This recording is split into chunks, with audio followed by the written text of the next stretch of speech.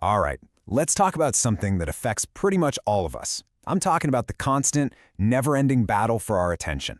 We're living in this world of endless pings and notifications, and honestly, it's killing our ability to do our best work. But, and this is the important part, there are some really powerful ways to fight back. You know, this quote just cuts right to the heart of it, doesn't it? It's a really stark choice. Every single moment we spend just mindlessly scrolling is a moment we're not using to build something amazing or, become who we're meant to be. The stakes for our focus are just incredibly high. So let's just name the enemy here. We are absolutely living in an age of overstimulation. And this constant barrage, it isn't harmless. It's actively getting in the way, preventing us from tapping into our deepest, most creative, and productive selves. I want you to think of this as a brain tattoo, an idea to just burn into your memory. It's not that distraction is just, a little annoying. It's the death of your ability to create anything of value. It's that serious. This addiction, it keeps us trapped in what you could call fake work. You know what I mean? Checking emails constantly, reacting to every little notification, doing things that make us feel busy but don't actually move the needle. Real work, well, that's the deep, focused stuff. That's where the genius happens. This slide really shows the battle we're all fighting, spending more time on the left side and way, way less on the right. But here's the most important point of all. We are not helpless in this. Not at all.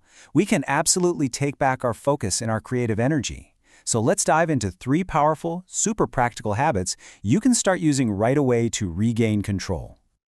Okay, our first strategy is a total game changer, mostly because it's so tangible. This isn't just about trying harder or having more willpower. Nope, it's about actually engineering your environment for success. It's about creating a forced disconnection from all that digital noise so you can carve out space for that real work we just talked about. So here's how it works. You have 2 phones. First is the Spartan phone. This is with you for the first half of the day. Your time for deep, real work. It can make calls. That's it. No apps, no social media, 0 distractions. Then, around noon, you switch over to your app phone. That's when you check in with the world. This simple separation just optimizes your most valuable hours for pure focus. All right, habit number 2 is all about being proactive instead of reactive. It's this simple ritual that basically sets you up to win the week before it even starts. You're making a commitment to your priorities, making sure your best work actually gets the time it deserves. And this is exactly why planning is so critical. I mean, think about it. If you don't decide what's important ahead of time, the world is going to decide for you. It's that simple. What gets scheduled is what gets done. An intentional plan is your best defense against a week of just random, unfocused, busy work. The process itself is just so powerful. All you do is take 1 hour on Sunday. Use an actual piece of paper and a pen. There's something about the physical act of writing it down. You map out your ideal days, scheduling blocks for real work, for exercise, for family. This single act is a pre-commitment that dramatically increases your focus for the entire week to come. And now for our final habit, and honestly, this one might be the most powerful of them all. It's all about owning your morning, because how you start your day, well, it pretty much sets the tone for everything that follows. This is the victory hour. So instead of waking up to an emergency, a flood of emails and news alerts, you wake up early. And you dedicate the first 60 minutes just to yourself. You win this first hour, and you set yourself on a path to win the entire day. The structure couldn't be simpler. It's a 20-20-20 formula. You start with 20 minutes of intense movement to wake up your body. Then 20 minutes of reflection, like journaling or meditating, to get some clarity. And you finish with 20 minutes of learning to upgrade your mind. And, there's real science backing this up. Moving first thing in the morning releases what's been called a pharmacy of mastery in your brain. You get dopamine for motivation, serotonin for well-being, all while lowering your stress hormone cortisol. Reflecting lets you design your day on your terms, and learning, well, it ensures you're always growing.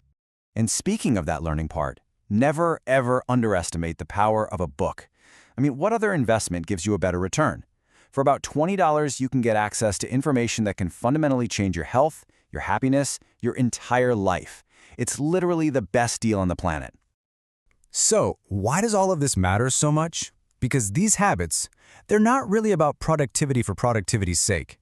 They're about protecting your focus so you can serve your genius and live a much more meaningful life. And I want you to remember this. True, lasting happiness, it doesn't come from doing easy things. It comes from the deep self-respect and joy you earn by actually realizing your promise, by living up to your potential. That, right there, is the ultimate payoff for protecting your focus. And that really just leaves us with one final thought. When you actually put these habits into practice, when you destroy distraction and reclaim your attention, what will you create? What great contribution will you make to the world? Your potential is absolutely limitless.